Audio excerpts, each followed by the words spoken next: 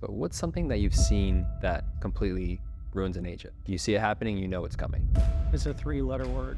We're in a business that people make a lot of money. Yeah. You get to the point that you think you deserve something, and you get to the point that you believe, I am owed this. And the best agents, I heard this the other day, is that agents have to be confident enough to walk in a room and say, look, you got to buy this house for $10 million, not a dollar more, not a dollar less, period. But then you also have to say, but I don't know everything. And the mix between the two is what makes a great agent. When you start getting to one side or the other is where I think a lot of mistakes happen. It's a three-letter word, ego. Ego. I see more agents blow up deals. They burn out, they become self-centered, they will restructure based on what's benefiting them, not their team, not their clients. But ego in this business 100% is what ruins more agents than I can think of. Welcome to Green Means Go. I'm your host, Claudio Rivera, and on today's episode, we have Brian Fairweather, the managing director of the agency in Palm Beach. It's happening. They're already here. They are an absolute powerhouse in California. If you drive through the hills, you're going to see the agency everywhere. They're a business about collaboration, and we're really excited to have them here. So welcome to the show, Brian. Thank you so much for having me. So you are doing something really exciting here in Palm Beach. You're opening up the very first agency office in Palm Beach County. Is that correct? That's correct. Yeah, we have one in Miami that opened in 2018. And then we were going to originally go up to Jupiter. And then, kind of long story short, I ended up going up north. I ran a few teams and brokerages up there. Yeah. And then last December, Mauricio and I met with Santiago in Miami and said, let's do Palm Beach. This is the time to do it. So we opened February 13th of this year. So why Palm Beach? It's the mecca of real estate. The last few years, even pre-COVID, I moved here originally in 2015. Yeah. It was still an unbelievable market. And so we always loved it here. My wife and I, we always wanted to come back. And really during COVID, I got to gain a lot of experience on running a team, running a brokerage, and a lot of LA buyers were coming to Palm Beach. So Mauricio and Santiago, we're seeing a lot of opportunities go to Palm Beach, go to Miami, and it just seemed like a perfect fit to have the brand that we had and the way it grew from the brand standpoint in COVID to have it in Palm Beach County, specifically Palm Beach Island, which is where our first office is opening. Well, that's so exciting. And on Palm Beach Island, really, there's really no other place like that. Palm Beach Island really is some of the best real estate, I would say, in the whole entire country. I would agree with you. It's magical. It really is amazing. But my question to you is, we've been to California. We've actually shot a Nest Acres property in an agency co-listing in Bel Air. And it was David Prakas, which was very exciting. Beautiful property. But my question to you is, the brand out there is just insane, right? You're driving through the hills and you're going to see the agency everywhere, right? You're going to see their branding. You're going to see listings everywhere. So that brand is so powerful out west. What is the plan to start dominating here on the East Coast? Oh, and that's a great question. I think with the agency, our foundation is collaboration. It's a culture of collaboration. It's working with one another. And I think what you saw in LA was that brand being able to be built over, I guess it'd be 12 years. And so when we came here, Mauricio and Santiago are the partners in our office here with myself and our broker, Howard. Yeah. And we wanted to do it the right way. And so what we did was we made sure to have the best location in Palm Beach. We made sure to get some really good agents to have that amazing foundation because what you saw is a foreshadowing of what we're going to be in 10, 11, 15 years. Love it. And so, Mauricio and Santiago were they are iconic agents, but they were specifically iconic because when I got into the business, I wanted to be them so badly. I wanted to be fun. I wanted to be aggressive with my marketing. Yeah. And so it felt like it was the perfect time to bring that to Palm Beach. And so I remember when you and I were texting about it, you were like, this is unbelievable. It's incredible. Yeah. And that's really what's driving me every single day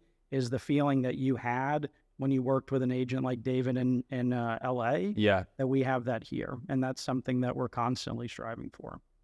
Yeah, David was a really cool guy. We met at one of the parties. They had a little party, private dinner party for potential buyers, and he was a really humble man. I remember what he said. Despite being at such an amazing property and amongst billionaires, he said, "I'm going home. I got to go see my kid." Like he was a really nice guy. And that's, Mo and Santiago are both that way. And it's Mauricio just came out with a book, and it's a selfless plug, but I read the book and it was incredible because he has this 8-8-8 rule. Okay. So you work 8, you play 8, you sleep 8. And he says that sometimes those get a little out of whack, but that's kind of the North Star for him is you want to make sure you work hard. You got to work hard. Yeah. You got to make sure you have fun, whether it's your family, playing golf, going fishing, whatever it is. And then the other one is sleep. You got to rest. And so I think, when I started with the agency originally, we were the first office outside of Arizona and California. Yeah. Now, and it changes all the time, but we're in 81 locations. And that's because of that 8-8-8 rule. When Mauricio's on and he's working, it's hard to compete with him because he is just go, go, go. When he's with his family, he's completely checked out. He's enjoying his time. And then when he's sleeping, it's kind of self-explanatory. So I think that's, the mantra that we all follow. It's one that's very hard for me because I don't sleep a lot, but it really has been that North Star for us. Wow. Yeah, I mean, I did not know that at the time. And, I was just shocked. We were at such a nice party and he said, "I'm going home. I'm going to see my kids." Yep. It's pretty amazing. So my question to you is, you mentioned that you were an agent, and as far as I know, from our conversations and what you've been doing out here in Palm Beach, you're a managing director. So how did you go from being an agent to being a director, somebody in leadership? So I moved here with my now wife. She was from South Florida, and I was in the financial services industry. And I always loved real estate. My dad was a roofing contractor. My mom did some interior design work. So I was always around houses, and I loved them growing up. And I remember getting into real estate because it was a passion of mine. And I thought if I made $40,000 a year, I would be living the dream. So I did it because I loved it. I didn't do it for the money. And it was really hard. I worked at a local brokerage, and the broker and the owner helped me out. He would let me sit open houses. I remember my first open house, it had black mold, and someone that came in threw up in the bushes in front because it was such a disgusting house. But I still have that picture of me with the open house sign. So I loved it. And in 2019, an agent up in Northwest Florida on 30A, he said, "I really need a CEO. I need someone that can build my team, that we can grow it, that we can structure it into other markets." Yeah. So in January of 2020, my wife and I moved up there, not knowing the pandemic was going to happen. And in 3 years, we had a team of 8 agents, and we did $1 billion of business. Nice. We ended up going to Compass, which was a huge push into that market. Yeah. And then for a short time, I was the CSO, a strategic officer for a big franchise that was multi-state up in that area. So I went from being an agent, and I really understood what an agent needs, and I understood what agents don't have, whether it's support, whether it's technology, whether it's just someone to talk to when things are going tough. So I made that transition where now I'm the managing director, and my goal is really to build agents, whether they're brand new in the business or whether they're $100 million agents. It's structuring their business to be repeatable and structuring systems and processes for them to grow, whether it's an individual agent or a mega team. Wow.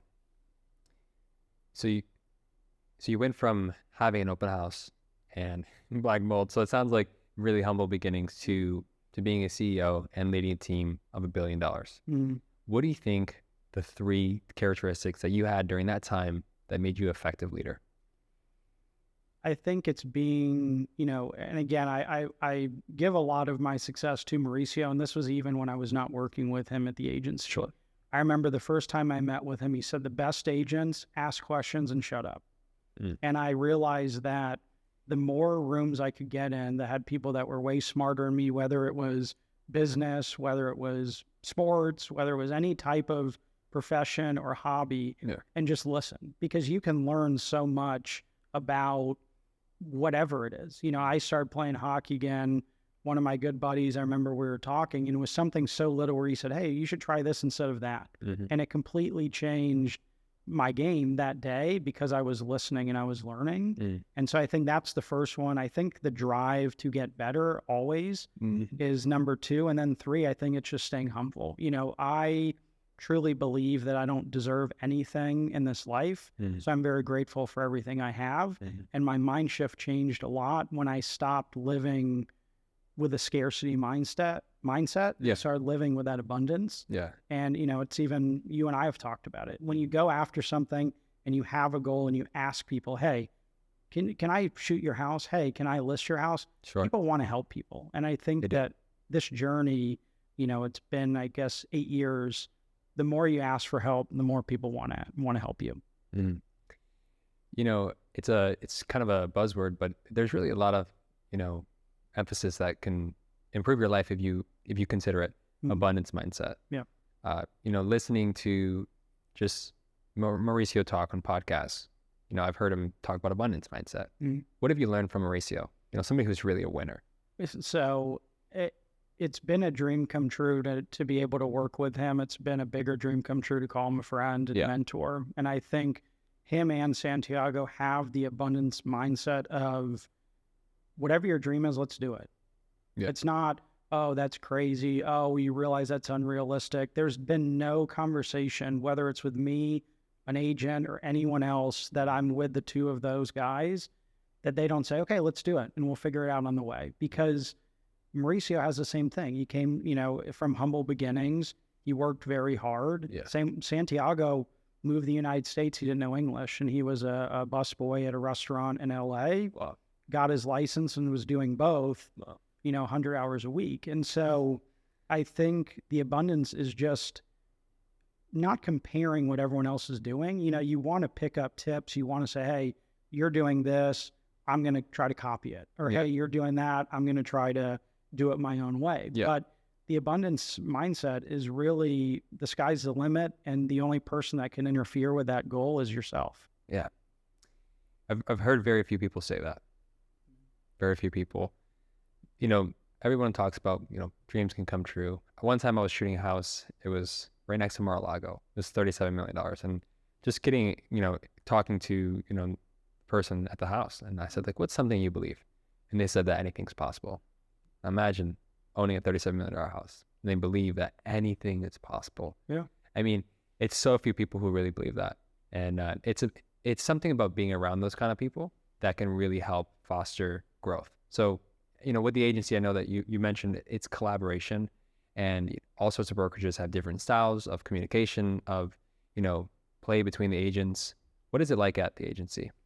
So I think at the agency, I always say we're never realistic. I like people to be unrealistic. I like someone to come in and I say, if you won the lottery tomorrow and money was no option and life was as great as you could ever imagine, what would you do? Yeah. And some of it is spec homes. Some of it is only the ultra high end. Yeah. Some of it's in Miami, wherever it is. And I say, okay, let's chase that. And it might not be, you know, the biggest agent on the island we all know.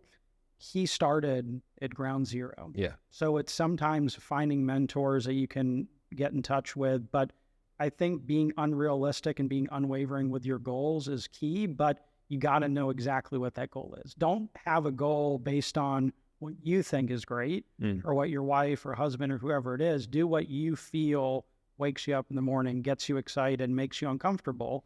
And I think that in this market, specifically Palm Beach County, the sky's the limit. We're seeing houses trade for $170 million. We're seeing land sell for $200 million. And it's crazy. You know, I always tell people we're selling real estate. We are in a luxury market, but we are a luxury service. Yeah. We are making someone's life easier. Yeah. That's all we're doing. And we take it serious, but we got to have fun. And I think that the agency, I'm excited for Palm Beach to see the agency, to see the fun that we have, to see the collaboration. We do more co-listings in California with other brokerages, like you said, with Nest Seeker. Yeah. Because it's not about the person and saying, it's the agency, nothing else, don't talk to us. It's, hey, come on in, let's do this together. I like that you're passionate about your brokerage. I am as well. The two of us together can do what one person can't. It's so rare. It's so rare that you have a brokerage that is in that collaboration mindset, but I think that comes from an abundance mindset as well. Right? Yeah. And it's, this business is hard, and it's, there's a lot of egos, and there's a lot of money, and there's a lot of agents, there's thousands of agents that are going after a lot of the same properties. And I think that if we take a step back and say, my job is to make sure this buyer or seller are achieving their dream. Yeah. How can we do that? And it might be with someone else. I mean, I've seen brokerages that have 4 listing agents, and that's great. They sell them. This business is all about exposure. I mean, what you're doing is incredible. I watch your stories all the time. I watch your feeds. I was talking to Olivia earlier just about, it's like, where in the world are you guys? Because you're asking for something, you're unwavering about it, and you're doing it. Yeah. And I think if more people had that perception of life and just said, look, I just hired a new agent. Yeah. And I said, call everyone, tell them you're in real estate, and say, the biggest favor you could do is introduce me to someone. And he said, yeah, but I don't want to beg for business. I said, you're not. You're asking for a favor. Everyone wants to do a favor. Yeah.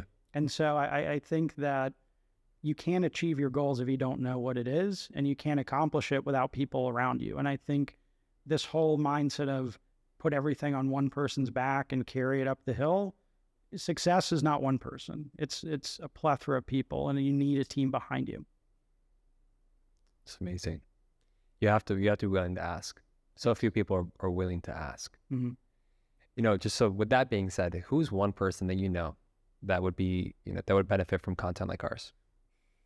I think every agent that's under 2 years in the business, and I'll give a longer answer, is that take what you've done with content and make it be real estate, or make it be car sales, or make it be a lawyer, whatever business it is. Yeah.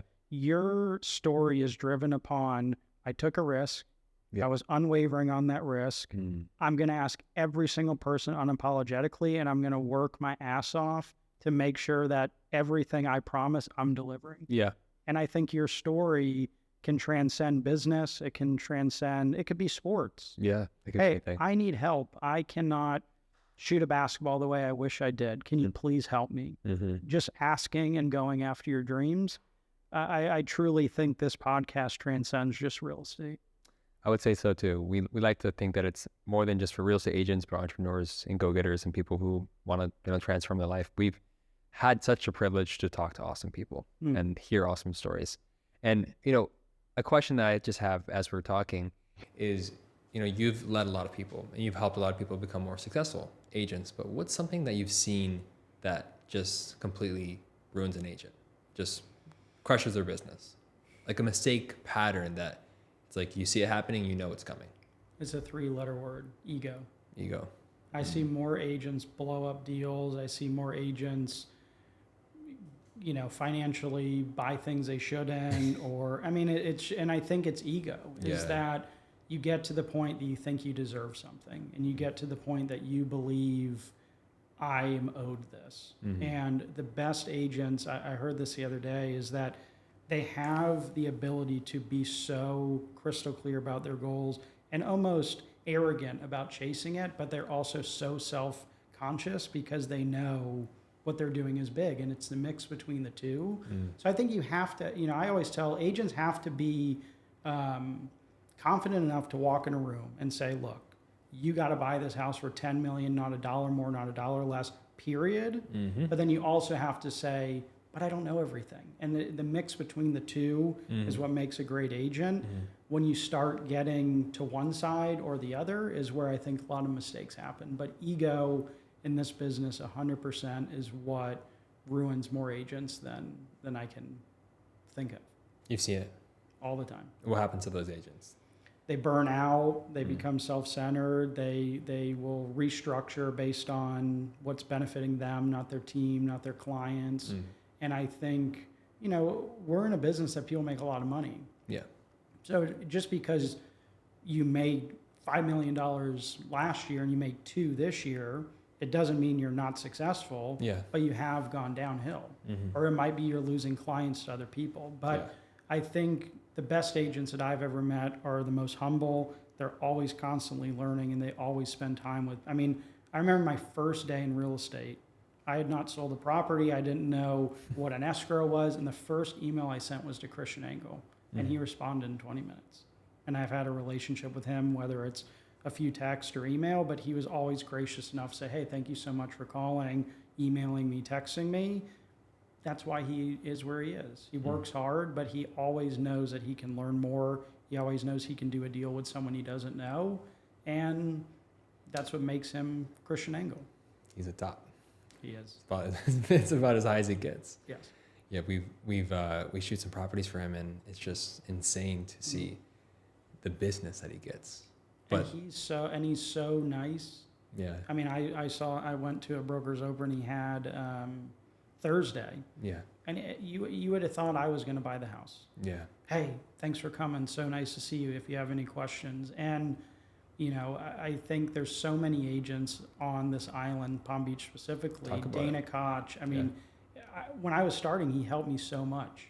I'd pick his brain. I'd ask him questions, and he didn't owe me anything. I didn't work on his team, but he would even, hey, did you see this is about to close? Hey, you should go see this property. And I have immense respect for people like that, because they did it because it helped the brokerage community. It didn't help them specifically.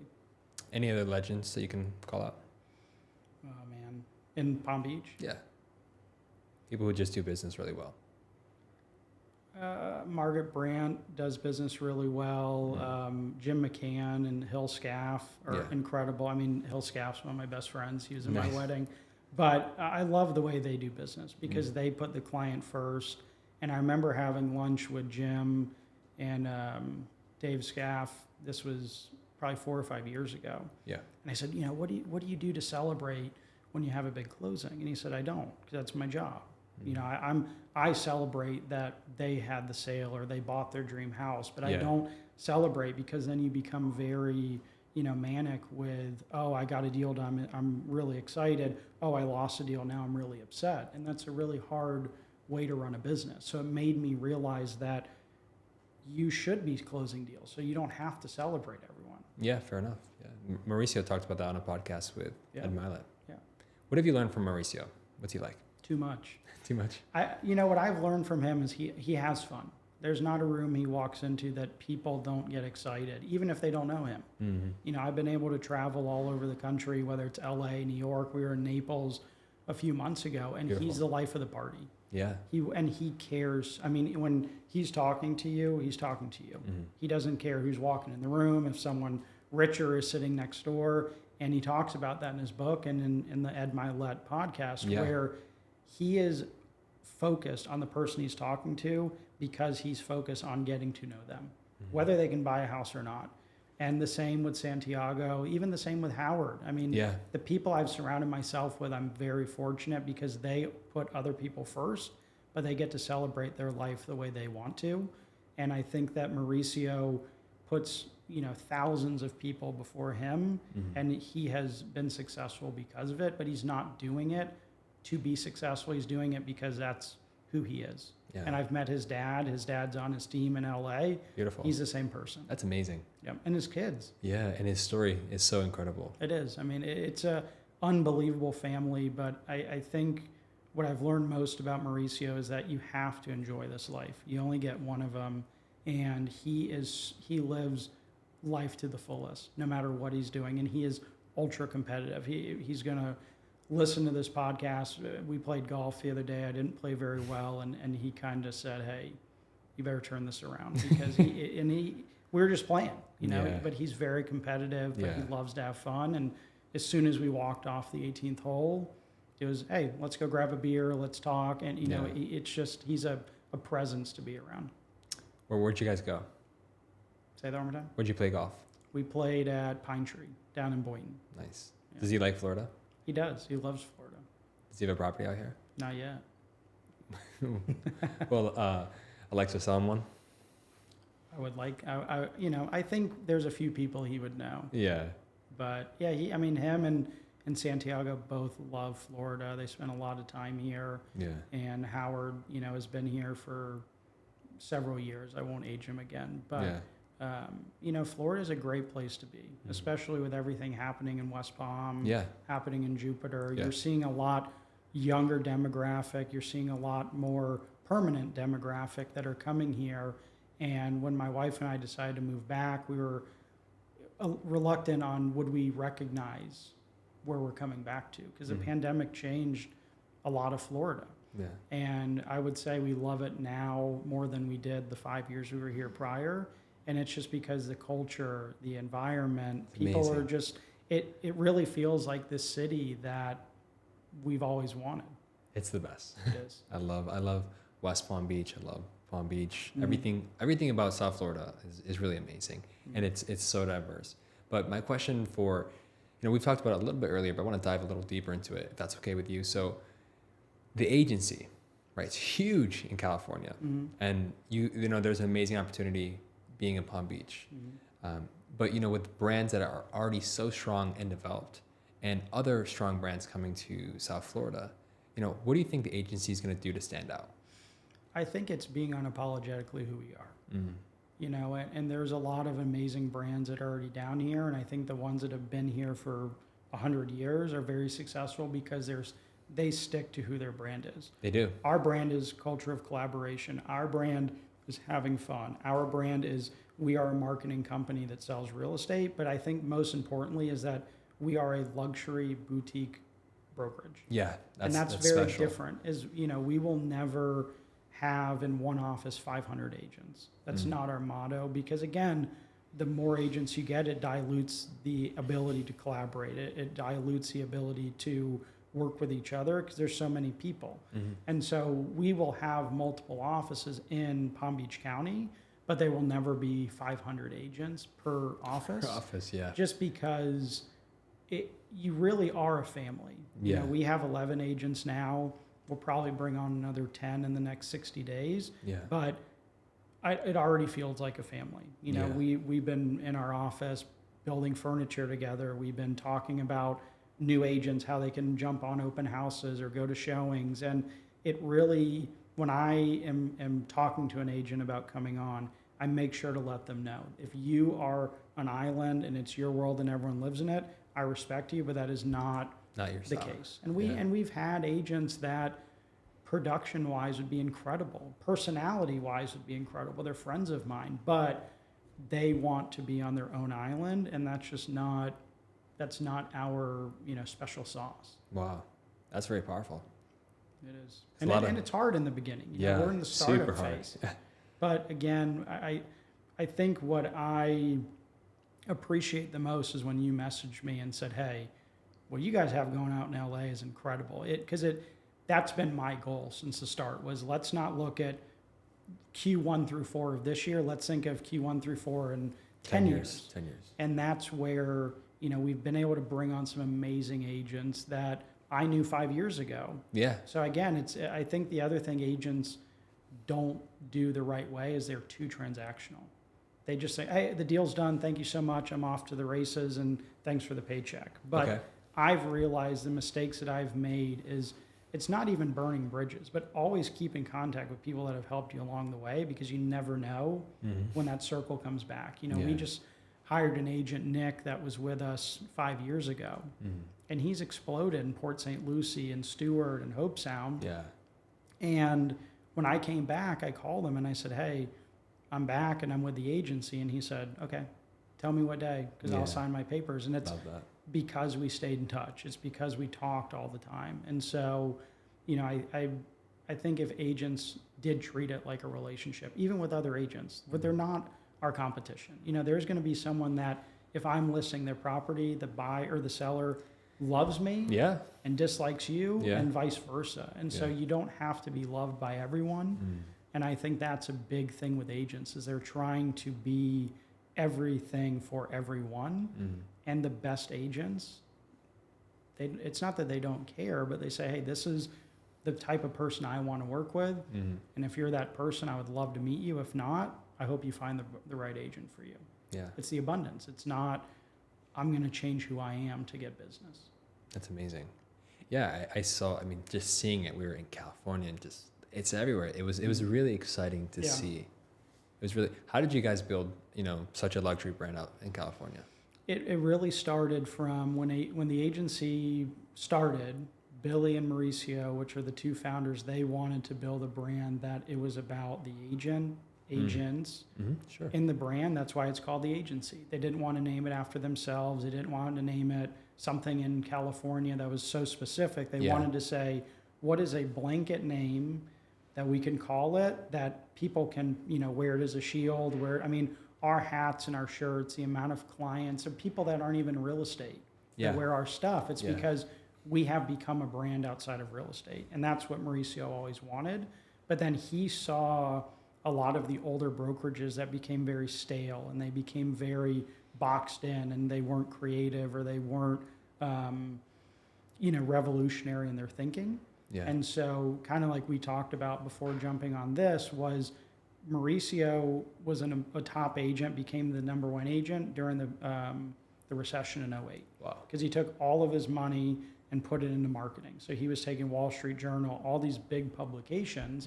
So when agents were retracting and saying, oh my gosh, I can't spend another dollar, he was taking ad after ad after ad. So he was making noise. It's one of our kind of like rules is make some noise, let people know you're here. Love it. And I think that's something that we really stand behind is that people only know who you are when you tell them. So you got to find a way to do it. And I think what you're doing, I was telling my wife the other day, it's like the amount of agents that are doing video, whether it's on, a $10,000 camera or whether it's their iPhone, it's that I want to be able to see an agent and go on their Instagram and say, I love this agent. I've never met him. Yeah. I want to work with them. Yeah. Or I might say, I don't like this agent at all for X amount of reasons.